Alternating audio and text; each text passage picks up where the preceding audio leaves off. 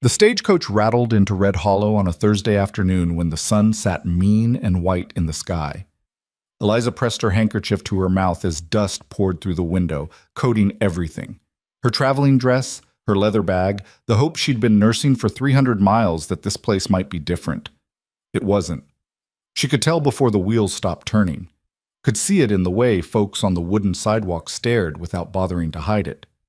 A woman traveling alone always drew attention, but this felt sharper, hungrier. The driver, a weather-beaten man named Tibbs, climbed down and offered his hand. "Welcome to Red Hollow, ma'am. You got folks meeting you?" "No." Eliza stepped onto the street, her boots sinking slightly in the loose dirt. "I'm here to work." "Work?" A woman's voice, sharp with curiosity. Eliza turned to find a cluster of 3 women on the sidewalk, all dressed in respectable day clothes, all watching her like she was a puzzle they needed to solve. "I'm a seamstress," Eliza said. "I was told the town might need one." The tallest of the women, a rail-thin figure with graying hair pulled back so tight it seemed to stretch her face, stepped forward. "Martha Kinney. I run the general store. This is Mrs. Paulson and Mrs. Webb." Eliza nodded. "Eliza Hartwell." "Hartwell." Martha tasted the name like she was checking for poison. "Any relation to the Boston Hartwells?" "No." "The Philadelphia ones?" "No relation to anyone you'd know." It was the truth, but it landed wrong. Eliza could see the women processing it, filing it away. A woman with no people, no connections. Someone who'd either been running from something or had nothing worth running back to. "Well," Martha's smile didn't reach her eyes. "We can always use good needlework, Mrs. Webb here does most of the mending, but she's getting on in years." "I'm 62, Martha, not decrepit," Mrs. Webb cut in, her voice dry. "And I'm sure she'd appreciate the help. You'll want a room at the boarding house. Mrs. Chen runs it. Clean place, decent rates." Martha paused, then added, almost casual, "You traveling with a husband, Miss Hartwell?"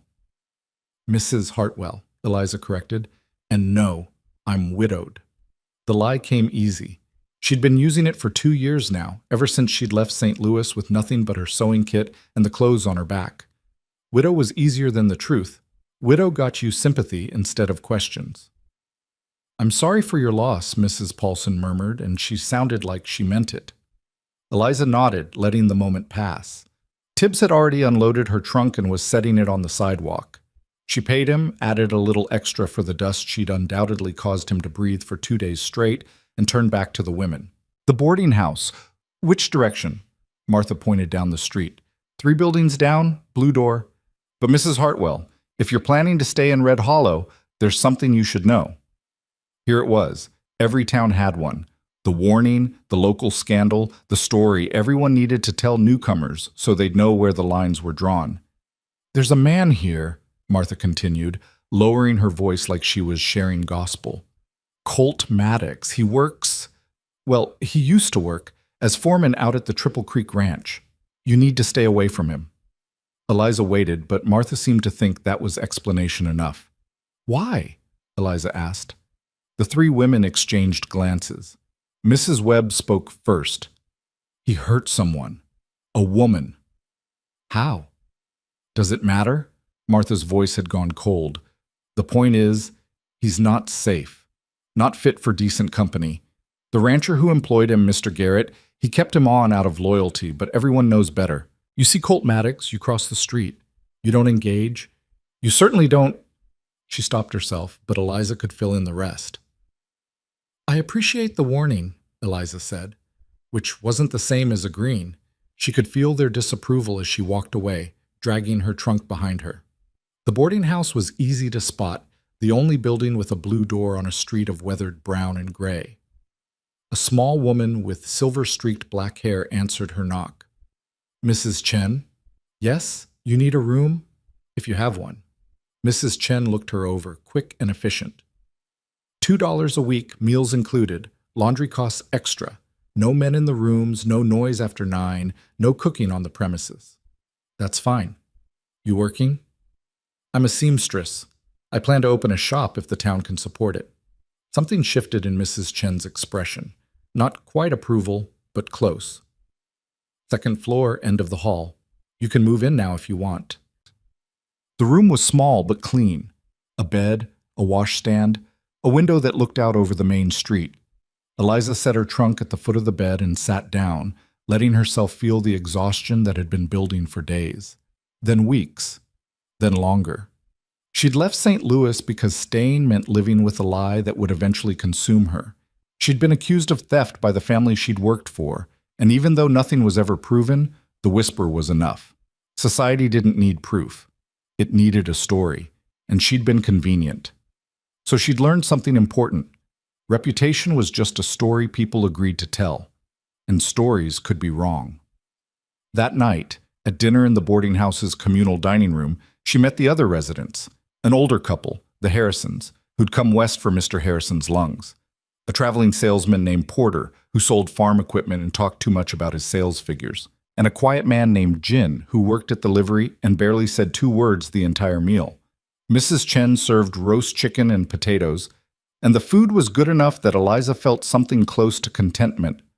Maybe this could work. Maybe Red Hollow could be a place to start over, to build something that was actually hers. Then Mrs. Harrison leaned across the table, her eyes bright with the particular enthusiasm of someone about to share gossip. "Martha Kinney told me we have a new arrival, a seamstress?" "That's me," Eliza said. "Oh, wonderful. I have 3 dresses that need letting out. I've put on weight since we arrived. The food here is just too good. And Mr. Harrison needs new shirts. The old ones are practically threadbare." "I'd be happy to help." "That's so kind. And Martha mentioned she gave you the warning about you-know-who." Eliza set down her fork. "She mentioned someone named Colt Maddox." "Did she tell you what he did?" "She said he hurt someone." Mrs. Harrison nodded gravely. "Catherine Reeves. Beautiful girl, came out here to teach school about 3 years ago. She and Colt were seeing each other, courting. People thought it might lead to marriage. Then one day she left town in tears, saying she wouldn't give details, but it was clear something terrible had happened. She went back east and never returned. And people believed her?" The question came out sharper than Eliza intended. Mrs. Harrison blinked, taken aback. "Well, yes. Why wouldn't they? Catherine was a lovely girl from a good family. She had no reason to lie." "And Maddox? Did he say anything?" "He denied it, of course. But that's what they all do, isn't it?" Mrs. Harrison reached for the potatoes, the subject already settling into comfortable routine. "Anyway, it's good, you know. A woman alone needs to be careful." Eliza didn't sleep well that night. The bed was comfortable enough, the room quiet, but her mind wouldn't settle. She kept thinking about Catherine Reeves, this woman she'd never met, who'd left town in tears and branded a man with a reputation that had apparently stuck for years. She thought about St. Louis, about Mrs. Eleanor Pritchard swearing to her friends that her missing ruby brooch must have been taken by the seamstress, because who else had been in the room? About how quickly people had believed it, how eager they'd been for the story to be true. The brooch had turned up 6 months later in Mrs. Pritchard's own jewelry box, exactly where she'd left it. But by then Eliza was gone, and the retraction, if there even was one, never caught up with the original accusation. When morning came, Eliza made a decision. She dressed in her simplest work dress, pinned her dark hair back, and walked to the general store. Martha Kinney was behind the counter, sorting through a shipment of canned goods. "Mrs. Hartwell, what can I do for you?" "I need directions," Eliza said. "To the Triple Creek Ranch." Martha's hand stopped moving. "Why?" "I want to meet Mr. Maddox." The store went quiet. 2 women browsing fabric in the corner turned to stare. A man examining harness leather near the door paused mid-reach. "That's not a good idea," Martha said carefully. "I'd still like the directions." "Why on earth would you want to meet him?" "Because everyone keeps telling me not to." Eliza kept her voice level, reasonable. "And in my experience, when everyone agrees on something without proof, it's worth questioning." Martha's face hardened. Catherine Reeves was proof enough. Catherine Reeves was a story. "I'd like to meet the man himself." "You've been here one day, and you think you know better than people who've lived here for years?" "I think I know what it's like to be judged without a fair hearing." Eliza met Martha's eyes. "Are you going to give me the directions or not?" For a long moment, Martha just stared at her. Then she pulled out a piece of paper and sketched a quick map. 5 miles north, follow the creek fork to the left. Triple Creek Ranch. Mr. Garrett owns it, but Colt lives in the foreman's cabin about a quarter mile past the main house. Thank you. Don't thank me. Martha pushed the paper across the counter. And don't say I didn't warn you when this goes badly. Eliza rented a horse from the livery, a steady mare named Bess who looked like she'd seen every trail in Montana and wasn't impressed by any of them. Jin, the quiet man from the boarding house, helped her saddle up. You going to Triple Creek? He asked. Yes. He nodded slowly. Maddox is good man. People here. He shook his head. People here don't want to know. You know him? He brings horses here sometimes, to be shod. Always pays fare, always polite, always alone. Jen adjusted the stirrup. Town made up its mind. Easier to keep believing than admit mistake. Eliza swung up into the saddle. Thank you, Jen. Be careful anyway. Not because of him, because of what people will say about you. The ride out to Triple Creek took just under an hour. The landscape opened up as she left town, rolling grassland dotted with sage, mountains rising purple in the distance, the kind of wild, beautiful emptiness that made you feel both significant and completely insignificant at the same time. She found the main ranch house exactly where Martha's map said it would be. A sprawling log structure with a wide porch, corrals spreading out behind it, a barn that looked newer than the house. A man was working near one of the corrals, mending fence. He looked up as she approached. 50-something, weathered face, cautious eyes. Help you, ma'am? I'm looking for Colt Maddox. I was told he lives on the property. The man's expression shifted, became carefully neutral. You're not from around here. I just arrived, yesterday. And you're looking for Colt? Yes. He studied her for a long moment. I'm Thomas Garrett. I own this ranch. Colt works for me, worked for me. He mostly keeps to himself these days. He paused. Can I ask why you want to see him? I want to form my own opinion. Garrett's eyebrows rose. About what? About whether the stories I've been hearing since I arrived are true. Something like respect flickered across Garrett's face. You've got grit, I'll give you that. Most people just cross the street. He pointed down a trail that led away from the main compound. Follow that about 10 minutes. You'll see a cabin. That's his place. Thank you. Ma'am? Garrett waited until she looked back. Colt's a good man. Best foreman I ever had. What happened with Catherine Reeves? I don't know the whole story, and I won't pretend to. But I've known Colt for 8 years, and I've never seen him treat anyone, man or woman, with anything but respect, for whatever that's worth. It's worth something. The cabin sat in a clearing surrounded by pines, small but well-maintained. Smoke drifted from the chimney. A vegetable garden, surprisingly tidy, stretched along the south side. Chickens scratched in a wire enclosure. Eliza dismounted and tied Bess to a post near the porch. Before she could knock, the door opened. The man standing there was younger than she'd expected. Mid-30s, maybe. Tall, lean, with dark hair that needed cutting and eyes that were a startling gray-green, like river water in shadow. He had a dish towel over one shoulder and flour on his hands. He stared at her. She stared back. Mr. Maddox? Yes. His voice was deeper than she'd anticipated, rougher. Can I help you? My name is Eliza Hartwell. I'm new in town. I wanted to meet you. His expression didn't change, but something shifted in his posture. A kind of wariness, like he was preparing for a blow. Why? Because everyone's been warning me away from you since the moment I arrived, and I don't trust unanimous opinion. For a long moment, he just looked at her. Then unexpectedly, one corner of his mouth lifted. Not quite a smile, but close. That's a hell of a reason. I found it's usually a reliable one. He glanced past her, scanning the clearing like he was checking to see if she'd brought company. You ride out here alone? Yes. That was stupid. Why? Are you dangerous? No, but you didn't know that before you came. I'm a good judge of character. Based on what? You've been here 30 seconds. Based on the fact that you're standing here arguing instead of... She stopped herself. Instead of what the town thinks I'd do. His voice had gone flat. You want to come in, Mrs. Hartwell, or are you planning to conduct your character assessment from the porch? She should have felt afraid. A strange man, an isolated cabin, no one knowing where she was. But Jin's words echoed in her mind. Good man. And Garrett's quiet endorsement, and something in Colt's eyes that looked less like threat and more like exhaustion. I'll come in. The cabin was sparse but clean. A wood stove in the corner, a table with 2 chairs, a bed tucked against the far wall. Books on a shelf, more than she'd expected. A rifle mounted above the door, well-maintained but dusty enough to suggest it didn't get used often. Coffee? He asked. Please. He poured 2 cups from a pot on the stove, set one in front of her. The coffee was strong and bitter, exactly what she needed. So, he said, leaning against the counter, you've heard the stories.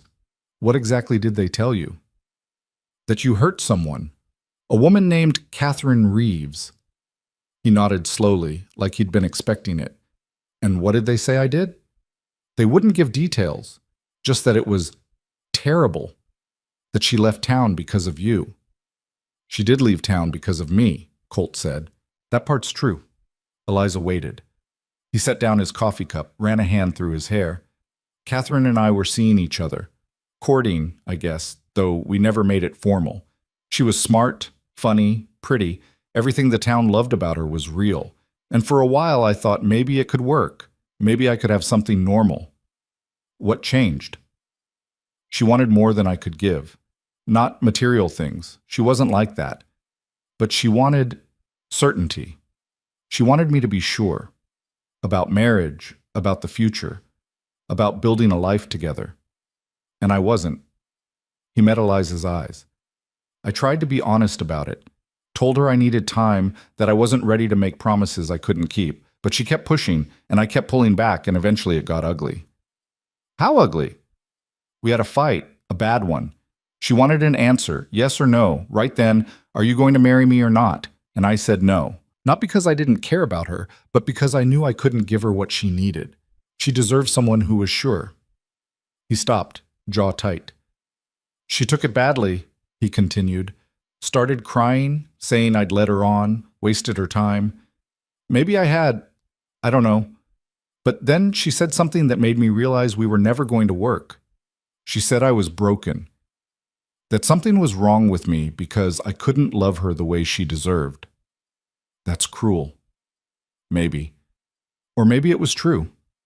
He shrugged.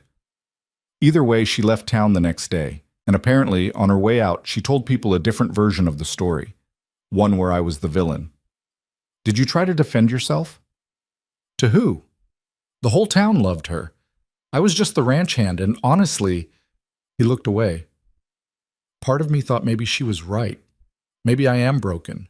Maybe there is something wrong with a man who can't make himself want the things he's supposed to want. Eliza set down her coffee cup. That's not broken. That's honest. Town didn't see it that way. The town wasn't there. No, but they didn't need to be. They had Catherine's word, and they had their assumptions about me, and that was enough. He pushed away from the counter. Look, Mrs. Hartwell, I appreciate whatever impulse brought you out here, really, but you should know that talking to me, being seen with me, it's going to cost you. This town has a long memory and a taste for judgment. Whatever life you're trying to build here, associating with me will make it harder. Let me worry about that. I am worrying about it. You've been here one day. You don't know how this works yet. I know exactly how it works, Eliza said, standing. I know what it's like to be branded by a story someone else told. I know what it's like to watch people cross the street because of something you supposedly did. And I know that the truth matters less than what people want to believe. Colt stared at her. What happened to you? I was accused of theft by a woman I worked for. She was wrong, but by the time she figured that out, I was already gone. The lie traveled faster than the truth. She met his eyes. So, yes, Mr. Maddox, I understand exactly how this works. For a long moment, neither of them spoke. Then Colt let out a long breath. Call me Colt. Eliza. He almost smiled. You're either very brave or very reckless, Eliza Hartwell. Probably both. Well, He picked up his coffee cup, drained it. Since you rode all the way out here, you want to see the ranch?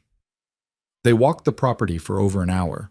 Colt showed her the horses he was training, the irrigation system Garrett had designed, the new barn they were building. He talked about the work with a quiet competence that made it clear he knew exactly what he was doing, that this was where he belonged. And Eliza found herself talking, too, about Street, Louie, about her work as a seamstress, about the strange relief of starting over in a place where no one knew her history. She didn't plan to share so much, but something about Colt's steady presence made it easy.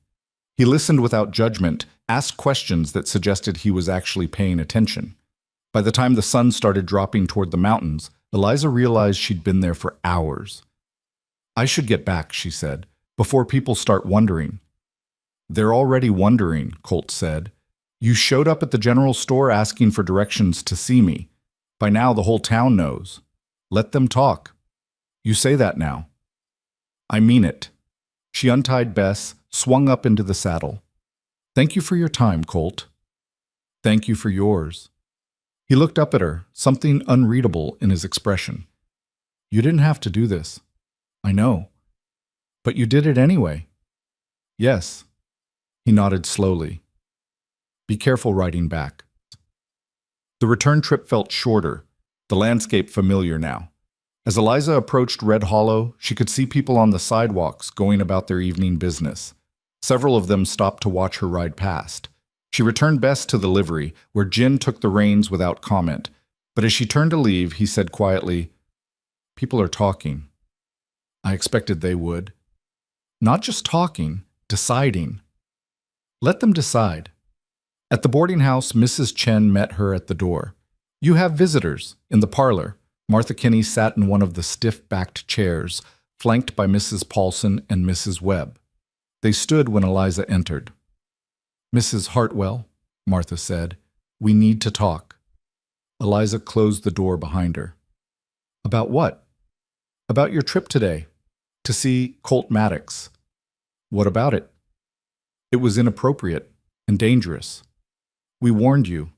You told me a story, Eliza cut in. I wanted to hear his side. His side. Martha's voice rose. He's a man who drove a decent woman out of town. There are no sides to that. There are always sides. And from what I can tell, the only thing he's guilty of is being honest about his feelings. Mrs. Paulson gasped. Mrs. Webb's mouth thinned into a hard line. You can't possibly believe him, Martha said. Catherine Reeves told a story that cast her in the best light. That doesn't make it true. And you've decided this after one conversation? I've decided that this town condemned a man without trial based on the word of someone who had every reason to lie. Eliza kept her voice level. And I've decided I'm not interested in participating in that. Martha stood. Then you're not interested in being part of this community, because this is how we protect each other. We trust each other. And if you can't do that, I trust what I see. And I saw a man living alone in a cabin, working an honest job, bothering no one. That's what I trust. For a moment, Martha just stared at her. Then she turned to the other women. Come on, we're wasting our time.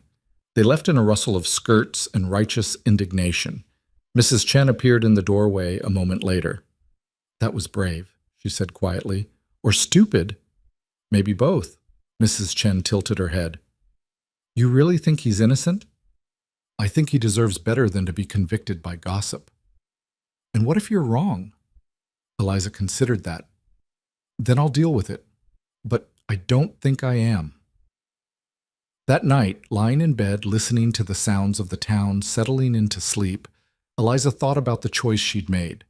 She'd come to Red Hollow for a fresh start, a chance to build something. And she'd just aligned herself with the town's outcast. It should have felt reckless. Instead, it felt right. Because for the first time in 2 years, she was choosing to stand for something instead of just running from it. And whatever consequences came, she'd face them standing up. The consequences started small. Mrs. Harrison canceled her dress fittings the next morning, sending a note under the door that said she'd decided to wait until she returned east to have her alterations done. By noon, 2 other women who'd expressed interest in Eliza's services had sent similar messages. By evening, Martha Kinney had spread the word that any woman who patronized Mrs. Hartwell's seamstress work would be making a statement about where her loyalties lay. Eliza sat in her room that night, reading the notes by lamplight, and felt something harden in her chest. Not anger exactly, more like resolve. She'd been here before. She knew how this worked, but knowing didn't make it easier. The next morning, she walked to the general store to buy thread. The conversation stopped when she entered. Martha stood behind the counter, arms crossed, and didn't move to help her. "I need white thread," Eliza said. "And black, if you have it." "We're out." Eliza looked at the wall behind Martha, where spools of thread in every color sat in neat rows. White and black were clearly visible. "You're out," she repeated. "That's right."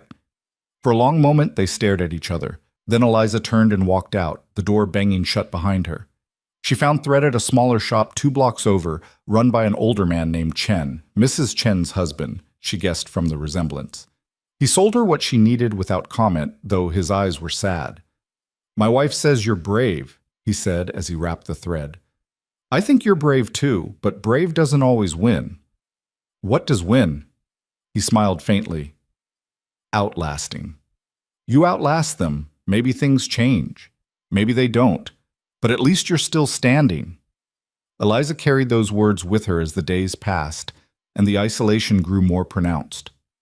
Women crossed the street when they saw her coming. Conversations died when she entered a room. At meals in the boarding house, the other residents found reasons to eat earlier or later, never at the same time. Only Jin remained constant, nodding to her at the livery, treating her no differently than before. A week after her visit to Triple Creek, Eliza was sitting in her room trying to calculate how long her savings would last if no work materialized when someone knocked on her door. Mrs. Chen stood in the hallway, holding a dress. "The hem's coming loose," she said. "Can you fix it?" Eliza took the dress, examined the stitching. "Simple repair, maybe 10 minutes of work." "Of course, it'll be ready tomorrow." "No rush," Mrs. Chen paused. "People are talking about you." "I know.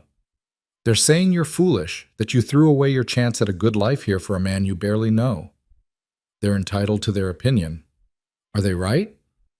Eliza looked up from the dress. "I didn't do it for him. I did it because I was tired of watching people destroy someone based on rumors. If that makes me foolish, I'll live with it." Mrs. Chen nodded slowly. "My husband and we came here 20 years ago. People didn't want Chinese running a business. Said we'd undercut prices, take jobs from real Americans. We heard every rumor, every threat. We almost left." She smoothed her apron. "But we stayed. And we outlasted them. Not all of them. Some people never change. But enough. Enough that we built something." "Why are you telling me this?" "Because outlasting is lonely. And I thought you should know you're not the only one who's done it." Mrs. Chen turned to leave, then looked back. "Fix the hem whenever you can. And if you need more work, I have other things that need mending." It wasn't much, but it was something. 2 days later, Eliza saddled Bess at the livery and rode back out to Triple Creek. She told herself it was because she wanted to see the horses again, to get away from town for a few hours. But the truth settled in her chest like a stone. She wanted to see Colt. She found him near the barn, working on a wagon wheel. He looked up when he heard the horse, and something in his expression shifted when he recognized her. "You came back." "I did." He set down his tools, wiped his hands on his pants. "You know the town's talking." "I know." "And you came anyway." "Why wouldn't I?" He studied her face like he was trying to figure out if she was serious. "Most people would have decided I wasn't worth the trouble. I'm not most people. I'm starting to see that." He gestured toward the barn. "I was about to take a break. You want coffee?" They sat on the porch of his cabin, drinking coffee that was still too strong but tasted better than it had any right to. The afternoon sun slanted through the pines, warm and golden, and for a few minutes neither of them spoke. Finally Colt said, "Why did you really come back?" Eliza considered lying, making it about the horses or the scenery, but she'd spent too long hiding behind convenient stories. "Because everyone in town is treating me like I've committed some crime by talking to you. And I figured if I'm going to be judged for it anyway, I might as well deserve it." He laughed, a short, surprised sound. That's the worst reasoning I've ever heard. Probably. You're going to regret this. Maybe, or maybe the town will get tired of carrying what I do. That's not how small towns work. Then I'll outlast them. Colt looked at her, really looked, and something in his eyes made her breath catch. You're serious? Yes. Why? Because I'm tired of running. I ran from St. Louis because it was easier than fighting, but I don't want to keep doing that. And if staying means standing next to someone who's been treated unfairly, she shrugged, then that's what I'll do. Even if it cost you everything you came here to build? What kind of life would it be if I built it by abandoning what I believe in? He was quiet for a long time. Then he said, I don't know what to do with you, Eliza Hartwell. You don't have to do anything. Just don't tell me to leave. I won't. He refilled their coffee cups. But I need you to understand something. This isn't going to get easier. The town's not going to suddenly decide they were wrong about me, and the more you associate with me, the more they'll decide they were right about you too. Let them. You say that now, but I mean it. She met his eyes. I've spent 2 years living small, trying not to make waves, hoping people would forget the story they told about me. And you know what? It didn't work. Because people don't forget. They just find new reasons to judge you, so I'm done trying to make them comfortable. Colt shook his head, but he was almost smiling. You're something else. Is that a compliment? I'm not sure yet. They fell into a routine after that. Eliza would ride out to Triple Creek 2 or 3 times a week, always in the afternoon when her lack of work left her with empty hours. They'd talk while Colt worked, or walk the property, or sometimes just sit in comfortable silence while the mountains turned purple in the distance. She learned things about him in pieces.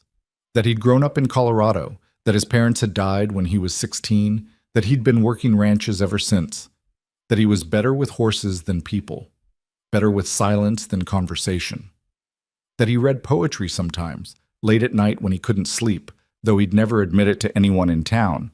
And he learned about her, about the family she'd left behind in Pennsylvania, about the years she'd spent building a reputation as a seamstress in St. Louis, about how quickly it had all fallen apart when Mrs. Pritchard's story spread through society like fire through dry grass. Do you miss it? He asked one afternoon. They were sitting by the creek that ran through the property, watching the water slide over smooth stones. The life you had? Sometimes. Not the people, but the work. I was good at it. I had clients who trusted me, who wanted my design specifically. She picked up a pebble, tossed it into the water. It felt like I'd built something real. You can build it again. Not here. Not with the way things are. Things change. Do they? He didn't answer, which was answer enough. In town, the isolation continued. Martha Kinney made sure of it, spreading word that anyone who associated with Eliza was making a choice about their values. Most people fell in line. A few, Mrs. Chen, Jin, Thomas Garrett, when he came to town for supplies, made a point of speaking to her, of treating her like a human being instead of a cautionary tale. But it wasn't enough to build a business on. 3 weeks after her first visit to Triple Creek, Eliza was down to her last few dollars. She'd done the math a dozen times, trying to figure out how to make it stretch, but the numbers didn't lie. Without work, she'd have to leave by the end of the month. She was sitting in her room, staring at her account book, when someone knocked. Mrs. Chen stood in the hallway, but this time she wasn't alone. Behind her stood 3 other women, Chinese, Mexican, one who might have been half Crow. All of them looked nervous. These are my friends, Mrs. Chen said. Li Wei, Carmen, and Sarah. They need a seamstress.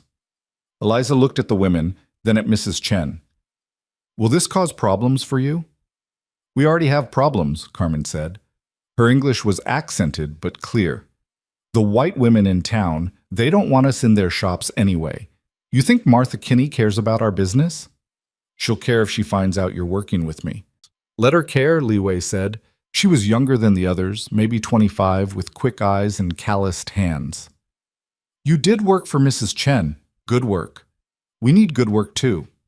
Sarah, the quiet one, stepped forward. I have a wedding dress that needs altering. My daughter's getting married next month. The only other seamstress in town told me she was too busy. She paused. But I think she just didn't want to work for an Indian woman. Eliza felt something crack open in her chest. Show me the dress. They stayed for 2 hours, spreading fabric across Eliza's small room, discussing alterations and repairs and new commissions. By the time they left, Eliza had enough work to keep her busy for weeks. It wasn't the society clients she'd had in St. Louis, but it was something, and it was honest. That Sunday, Eliza rode out to Triple Creek and found Colt in the training pen, working with a young horse that was learning to accept a saddle. She watched for a while, impressed by his patience, the way he never forced the animal, just waited for it to come to him.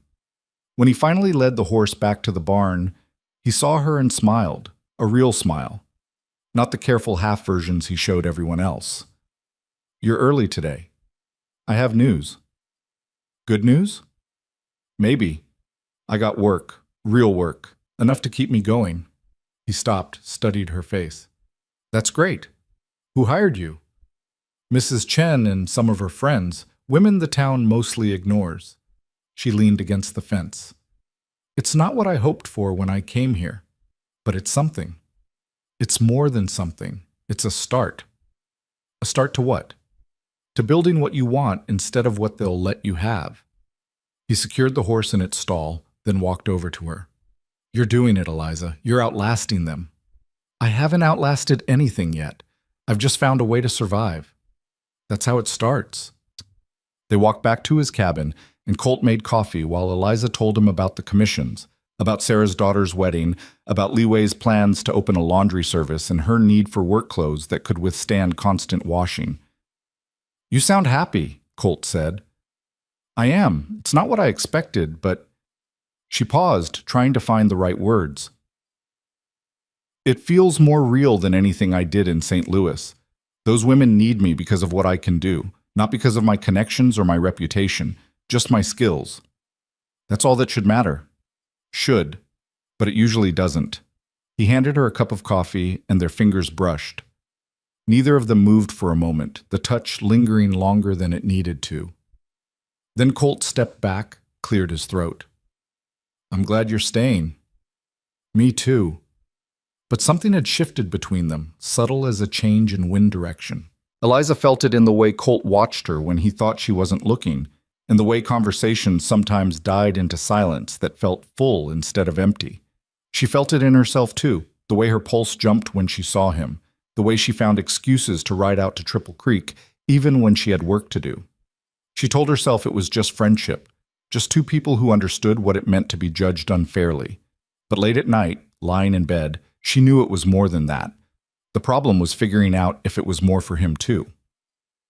A month after her arrival in Red Hollow, Thomas Garrett came to town and stopped by the boarding house. Mrs. Chen brought him up to Eliza's room, where she was working on Carmen's daughter's quinceañera dress.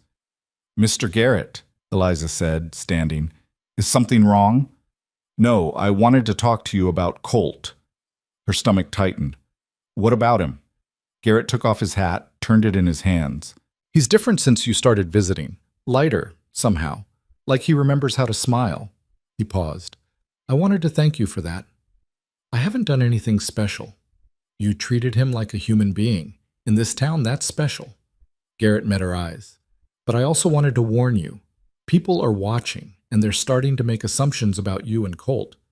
Some of them, they're not kind assumptions. What kind of assumptions? That you're courting, that it's inappropriate given his reputation, that you're... He stopped, seemed to reconsider. That you're not the kind of woman they thought you were. Eliza felt heat rise in her face. And what kind of woman did they think I was? Respectable, proper, the kind who'd know better than to associate with a man like Colt. Well, they were wrong. Garrett almost smiled. I figured you'd say that, but I thought you should know what's being said. After he left, Eliza sat with Carmen's dress in her lap, thinking about reputation and assumption and the impossibly narrow space women were supposed to occupy. Respectable, but not prideful, friendly, but not loose, independent, but not difficult. She'd spent years trying to fit into that space. And where had it gotten her? The next time she rode out to Triple Creek, she found Colt replacing boards on the barn wall. He'd taken off his shirt in the heat, and she caught herself staring at the lean muscles of his back before she looked away. "Thomas came to see me," she said. Colt turned, grabbed his shirt, and pulled it on. "What did he want?" "To warn me that people are talking. About us." His jaw tightened. "What are they saying?" "That we're courting, that it's inappropriate." "It is inappropriate. You're a widow. He gestured vaguely at himself. "Me. Of course they're talking. I don't care if they talk. You should care. Your reputation, my reputation was destroyed in St. Louis, remember? I came here to start over, and the town decided I wasn't worth knowing the moment I spoke to you. So what exactly do I have to lose?" Colt stared at her. "Your future. Your chance to build something here. I am building something, just not what they expected." "Eliza, are you trying to tell me not to visit anymore?" "No, He ran a hand through his hair, frustrated. "I don't want you to sacrifice everything for someone who's not worth it. Let me decide what you're worth." The words hung between them, too honest, too raw. Colt looked at her like she'd said something in a language he didn't quite speak. "You don't know me," he said finally. "Not really. You know what I've shown you, but that's not the whole story." "Then tell me the whole story." "Why?" "Because I want to know. Because I'm tired of making decisions based on half-truths and assumptions." She stepped closer. "Because for the first time in 2 years, I feel like I'm actually living instead of just surviving, and I think you feel it too." For a long moment, Colt didn't move. Then he said, "Come inside." They sat at his small table, and Colt poured whiskey instead of coffee. His hands shook slightly as he set the glasses down. "Catherine wasn't lying," he said. "Not exactly. She told everyone I couldn't love her, and that was true. I couldn't. Not the way she wanted, not the way she deserved. That's not a crime." "No. But the reason—" He stopped, took a drink. "My parents died in a fire. I was 16, working in the south pasture. By the time I saw the smoke, it was too late. The house was gone. They were gone. And His voice cracked. "I couldn't save them." Eliza reached across the table, covered his hand with hers. "I told myself it was my fault," Colt continued. "That if I'd been there, if I'd been paying attention, I could have done something. And for a long time, I couldn't feel much of anything except guilt. Couldn't let myself be happy. Couldn't let myself want things. It felt wrong, like I didn't deserve it. That's not your fault. I know that now. Took me years, but I know. But Catherine, she wanted certainty. She wanted promises. And I couldn't give them because I didn't know if I'd ever feel like I deserved to be happy." He looked at Eliza. She took that as rejection, and maybe it was. But not because she wasn't enough. Because I wasn't. You were grieving. I was broken. You were human. Eliza squeezed his hand. And she should have understood that. She was 22 years old and wanted a husband. She didn't sign up to fix me. Nobody's asking you to be fixed. You're not a broken thing. Colt's eyes were bright. Then what am I? Someone who survived something terrible and kept going. Someone who works hard and treats people with respect and doesn't deserve what this town did to him. She paused. Someone I'd like to know better, if you'll let me. The silence stretched between them, full of possibility and fear. Finally, Colt said, "Why?" "Because you're the first person in 2 years who's treated me like I have value beyond what I can do for them. Because you listen. Because when I'm with you, I don't feel like I'm constantly performing, trying to be the right version of myself." She met his eyes. "Because I like you, Colt. And I think you like me too." "I do." His voice was rough. "But liking you and dragging you into my mess are two different things. What if I'm already in the mess? What if choosing you isn't dragging me into something? It's choosing to stand where I already am." He looked at their joined hands. "The town will crucify you. The town's already decided what I am. They made that choice when I wouldn't fall in line." She waited until he met her eyes. "I'm not asking you to marry me, Colt. I'm not asking for promises or certainty. I'm just asking if maybe we could see where this goes, together. You make it sound simple. It is simple. Everything else is complicated. But this," she gestured between them, This is the simplest thing I've felt in years. Colt was quiet for a long time. Then, slowly, he turned his hand over and laced his fingers through hers. Okay, he said. Okay? Okay. We'll see where it goes. Eliza felt something loosen in her chest, something she hadn't realized was tight. Just like that? Just like that. He smiled, tentative but real, though I reserve the right to panic later. Fair enough. They sat there as the light faded, hands clasped, neither quite sure what they'd just started, but both willing to find out. Outside, the wind moved through the pines. Inside, something new and fragile began to take shape. And in town, the rumors were already spreading. By the time Eliza rode back to town that evening, the sky had gone dark purple and the first stars were coming out. She felt lighter than she had in months, maybe years, like something that had been locked inside her had finally found air. She should have known it wouldn't last. The next morning, she was working on Sarah's daughter's wedding dress when Mrs. Chen knocked and entered without waiting for an answer. Her face was tight. "There's a town meeting tonight," she said. "At the church hall." "About what?" "You and Colt." Mrs. Chen sat down on the edge of the bed. "Martha's been organizing. She's saying the town needs to take a stand about moral standards, about what kind of people are welcome here." Eliza's hand stilled on the fabric. "She's calling a meeting to discuss my morals?" "She's calling a meeting to make an example of you, to show what happens when someone defies the community's judgment." Mrs. Chen's voice was carefully neutral. "You don't have to go, but if you don't, they'll make decisions about you without you there to defend yourself. And if I do go, they'll make decisions about you to your face." Eliza set down the dress, pressed her palms against her knees. "Will you be there?" "Yes, my husband and I both, and Jin, and Sarah and Carmen and Li Wei." Mrs. Chen paused. "We're not many, but we're not nothing." That evening, Eliza dressed carefully in her best dress, pinned her hair back tight, and walked to the church hall with her spine straight and her stomach churning. The building was already full when she arrived, every bench packed with townspeople. Conversations died as she entered.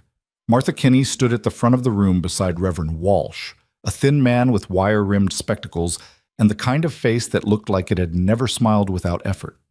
Mrs. Paulson and Mrs. Webb flanked them like sentries. Mrs. Chen and her group sat in the back row. Jin caught Eliza's eye and nodded once. It wasn't much, but it steadied her. She took a seat in the middle of the room, refusing to hide in the back or apologize with her placement. Martha waited until the murmuring stopped, then cleared her throat. "Thank you all for coming. We're here tonight to discuss a matter that affects the moral character of our community." She looked directly at Eliza. "Mrs. Hartwell has been in Red Hollow for 6 weeks. In that time, she has repeatedly and publicly associated with a man of questionable character, despite warnings from concerned citizens. This association has become increasingly inappropriate, and we believe it's time to address it as a community." Eliza felt heat crawl up her neck, but she kept her face neutral. Reverend Walsh stepped forward. "Mrs. Hartwell, we understand you've been visiting Mr. Maddox regularly, multiple times a week, often staying for hours. Is this accurate?" "Yes." "And you're aware of Mr. Maddox's history with Miss Reeves?" "I'm aware of the story the town tells about it." Martha's eyes flashed. "The story the town tells? Catherine Reeves was driven from her home by that man's behavior. That's not a story. That's a fact." "It's a fact that she left," Eliza said. "The reasons are less clear." "She told us the reasons herself," Mrs. Paulson cut in. "Are you calling her a liar?" "I'm saying that one person's version of events isn't the whole truth." The room erupted, people talking over each other, voices rising. Reverend Walsh raised his hands for quiet. "Mrs. Hartwell, your loyalty to Mr. Maddox is noted, but surely you understand that a woman in your position, a widow, alone in a new town, must be above reproach. Your association with him calls your judgment into question." "My judgment is sound." "Is it?" Martha's voice cut through the noise. "Because from where we stand, it looks like you're willing to throw away your reputation for a man who isn't worth the trouble. A man who's already proven he can't treat women with respect." He's treated me with nothing but respect. So far, someone called from the back. Give it time. Laughter rippled through the room, mean and knowing. Eliza stood. Her legs shook, but her voice stayed level. I came to Red Hollow to start over, to build a life as a seamstress, to contribute to this community. And the moment I arrived, you welcomed me, until I refused to condemn a man based on gossip. Since then, you've done everything possible to drive me out.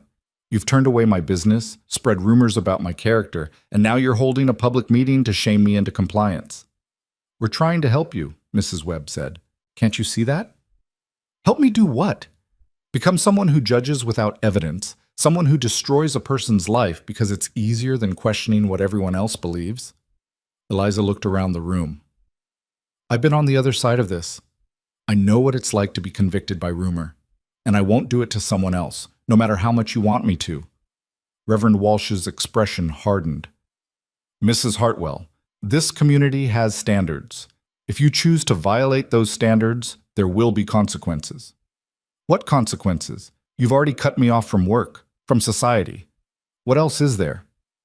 We could ask you to leave, Martha said quietly. The room went silent. Eliza felt something cold settle in her chest. You'd run me out of town for visiting a man you don't like? We'd suggest that someone who can't respect our values might be happier elsewhere. Your values seem to include destroying people based on hearsay and punishing anyone who disagrees. If that's what you're protecting, I don't want any part of it. She walked out before anyone could respond, before the shaking in her hands became visible, before the tears that were building behind her eyes could fall. Outside, the night air was cool and sharp. She stood on the steps, breathing hard, trying to steady herself. The door opened behind her. Mrs. Chen emerged, followed by her husband, Jin, Sarah, Carmen, and Li Wei. That took courage, Mrs. Chen said. That was stupid, Eliza corrected. I just made everything worse. Maybe. Or maybe you said what needed saying. Sarah stepped forward. My daughter's wedding is in 2 weeks. I still want you to finish the dress. I don't care what Martha Kinney thinks about it. Neither do I, Carmen added. You're the best seamstress I've found since we came to Montana. I'm not giving that up because the town decided to have opinions. Li Wei nodded. You stood up for someone who couldn't stand up for himself. That matters more than their approval. Eliza felt tears prick her eyes for a different reason. Thank you. Don't thank us yet, Mr. Chen said. This isn't over. Martha won't let it go. He was right. Over the next few days, the pressure intensified. More women canceled their orders. The baker refused to sell Eliza bread. The butcher claimed he was out of every cut of meat she asked for. Even the doctor's wife, who'd been polite if distant before, crossed the street to avoid speaking to her. But Eliza's small group of clients remained loyal. They brought her extra work, spread word among their own communities. Slowly, carefully, she began to build something that existed outside the town's approval. And she kept visiting Colt. If anything, the town meeting had made her more determined. She rode out to Triple Creek 4 times in the week after, staying longer each time, talking less about the town and more about themselves, about what they wanted, what they feared, what they'd lost, and what they hoped to find. One afternoon, sitting on the porch while Colt repaired a bridle, Eliza said, They want me to leave town. His hands stilled. What? Martha suggested it would be better if I went somewhere that fit my values better. That's... He set down the bridle. You should go. She stared at him. What? You should leave. Go somewhere that actually wants you, where you can build the business you deserve. You don't need this place. And leave you here? I'm already here. I'm already ruined in their eyes. But you still have a chance somewhere else. Eliza stood, anger flaring hot and sudden. Is that what you want? For me to leave? I want you to have a life that isn't shaped by my mistakes. Your mistakes? You mean the mistake of being honest with someone who wanted promises you couldn't give? That's not a mistake, Colt. That's being human. It cost you everything. No, the town's judgment cost me everything, and I'm tired of letting them decide what my life looks like. She stepped closer. I'm not leaving. Not because of Martha Kinney, not because the town thinks I should, And definitely not because you're trying to protect me from consequences I've already accepted.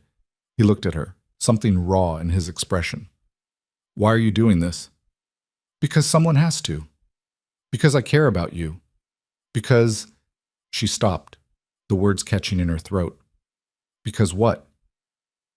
Because when I'm with you, I feel like myself. Not the version of myself I'm supposed to be. Not the person I was in St. Louis trying to fit into spaces that were too small. Just me. She met his eyes. And I haven't felt that way in a long time. Colt stood slowly, closed the distance between them. Eliza, if you're about to tell me again that I should leave, save it. I wasn't. His voice had gone rough. I was going to say that I feel the same way. For a moment they just looked at each other. Then Colt reached out, tucked a strand of hair behind her ear, his touch gentle and uncertain. I don't know how to do this, he said. I don't know how to let myself want something without waiting for it to fall apart. Neither do I. So we'll figure it out together. He kissed her then, soft and careful, like he was afraid she might disappear. Eliza leaned into him, and felt something settle into place, something that felt like coming home. When they pulled apart, Colt rested his forehead against hers. The town's going to lose their minds. Let them. But Eliza underestimated just how far the town was willing to go. 3 days later, she was working in her room when someone pounded on the boarding house door. She heard Mrs. Chen's voice, sharp with alarm, then heavy footsteps on the stairs. Sheriff Coleman stood in her doorway, hat in hand, looking uncomfortable. Mrs. Hartwell, I need you to come with me. Why? There's been a complaint. Someone claims you were seen engaging in inappropriate behavior with Mr. Maddox on his property. Eliza's face went hot. Inappropriate behavior? Kissing. In public view. He looked apologetic. I know it sounds foolish, ma'am, but with the town already talking, I have to follow up. Who made the complaint? That's not... Who? Coleman sighed. Mrs. Kinney. Of course it was. Martha must have had someone watching the ranch, waiting for something she could use. Sheriff, I'm a grown woman. What I do on private property is my business. Normally I'd agree, but given the circumstances, given Mr. Maddox's history, he shifted his weight. People are worried this is a pattern, that he's taking advantage of you somehow. Taking advantage? I pursued him, not the other way around. That's not how folks are seeing it. Coleman lowered his voice. Look, between you and me, I think this whole thing is ridiculous. But I've got half the town demanding I do something, and the other half placing bets on when you'll come to your senses. I need you to come to the office, let me take your statement, show that I'm taking this seriously. And if I refuse, don't make this harder than it needs to be. Eliza grabbed her shawl and followed him downstairs. Mrs. Chen watched from the parlor, her face tight with worry. The sheriff's office was small, cramped, smelling of old coffee and tobacco.